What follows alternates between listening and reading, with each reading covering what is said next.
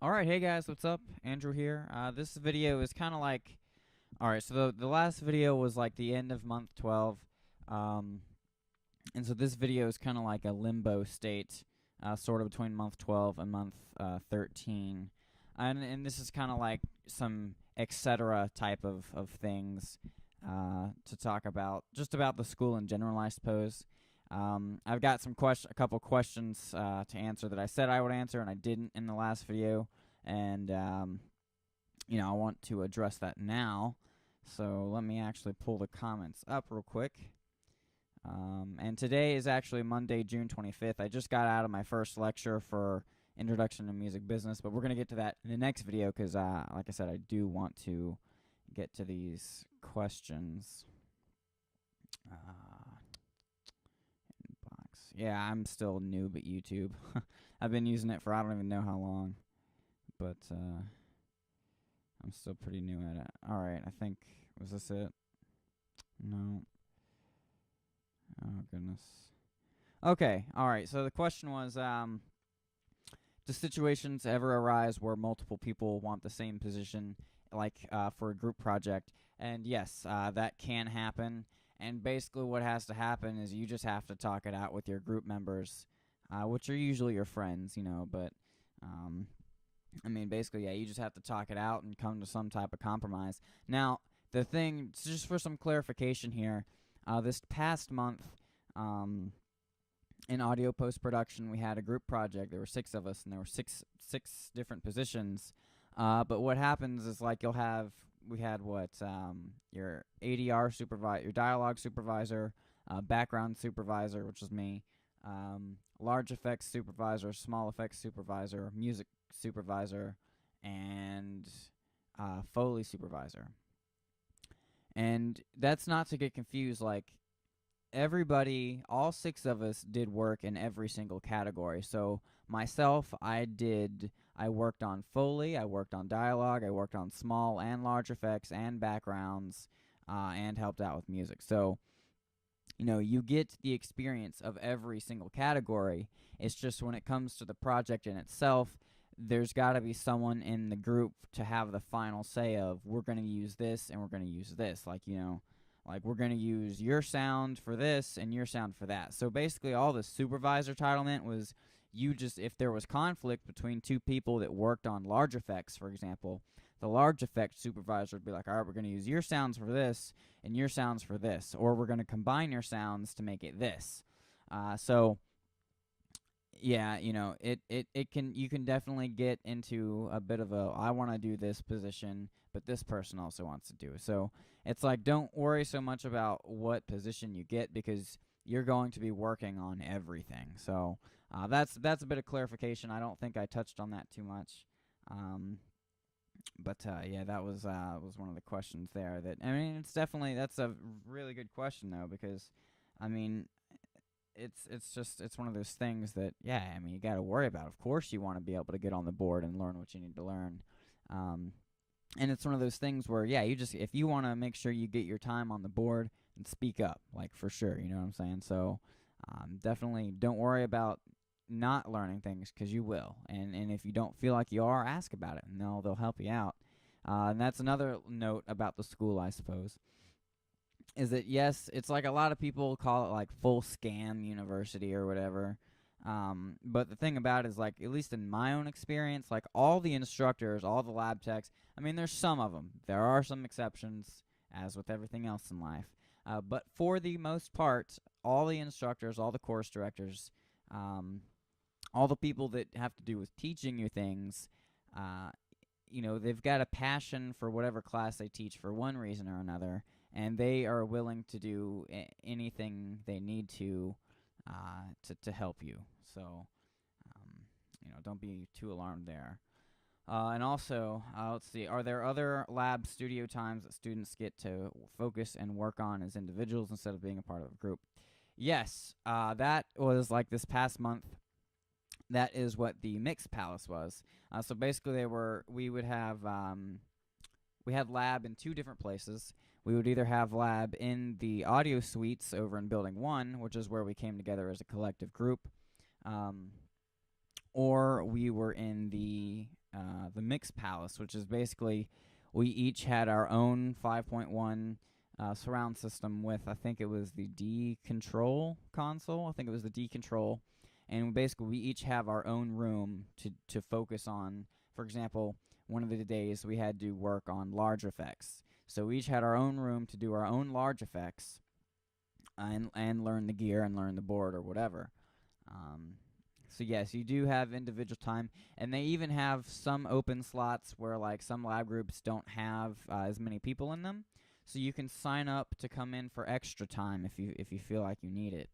Which one of my friends actually ended up doing that because he didn't think we were gonna have enough time to finish the I think it was the large effects, and he came in to finish them even though we'd already finished it. And basically, kind of touching on the next couple questions of like the GPS points and all that, in regard to my last video, it's like later in the program, like you can get points taken off for more and more things. My friend Ryan, who signed up to come in for the extra lab time, basically they told him if you sign your name up to come in and you don't show up, we're going to take GPS points off because that's time that someone else could have been there, for example. So yes, basically everybody starts with, to touch on the question of does everybody start with GPS points? Yes. Everybody pretty much starts with 100 GPS points, and they break it down into 3 categories. I can't remember what it is, but there's 3 different categories, and I can look it up real quick too, on Propeller. And basically, you usually get points by volunteering and crap, which I guess kind of makes sense, but I don't really agree with it because it has nothing to do with our industry. Like, okay, yes, going to help clean the park is a good thing to do.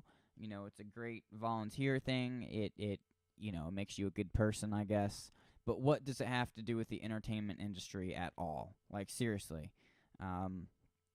So you can get points by volunteering at local things, but you get them taken away for not holding up to the industry standard or whatever. You get what I'm saying? So it's kind of like, well, that makes no sense. So if I don't come into my extra lab time that I signed up for, I have to make up for it by volunteering at something. That makes no sense.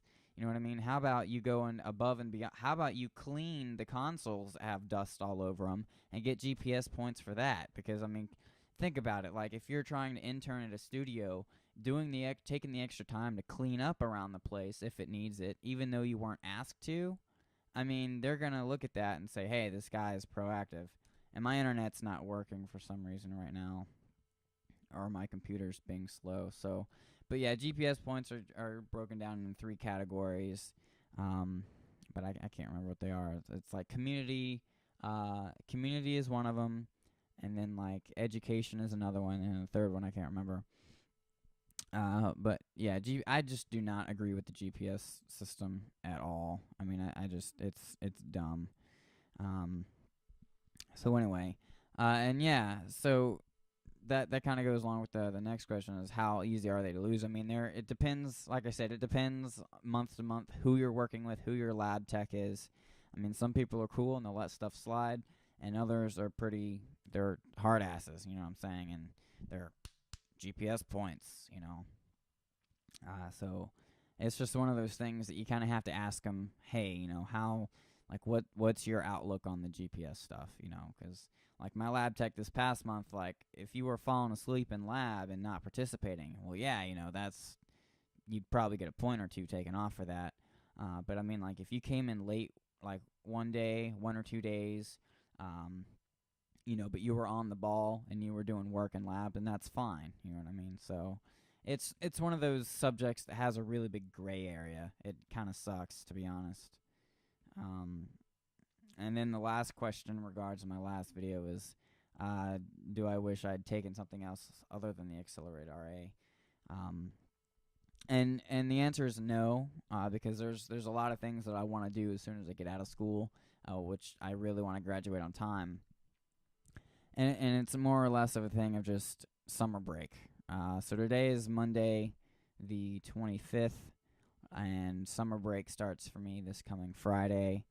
And I think that's what I'm really needing, is just time to just not do shit and just sit and play video games or whatever, you know.